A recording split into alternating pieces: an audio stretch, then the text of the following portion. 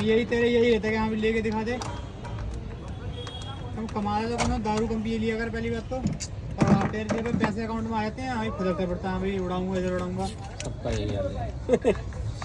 600 रुपये के मैं भी तो लेके आया कपड़े, मैंने काफी टाइम बाद लिए कपड़े। स्टार्ट करो। तो मैंने बोला था गैस डलवाने के लिए गाड़ी में मेरी, मैं बोला ही नहीं कि हाँ भाई मत डलवा। मैं बोलते हैं कि कहाँ में गाड़ी मैं खुद डलवा देता हूँ, जब बोलूँगा अब मैं भूलता नहीं पहली बात तो गाड़ी डलवाने के लिए।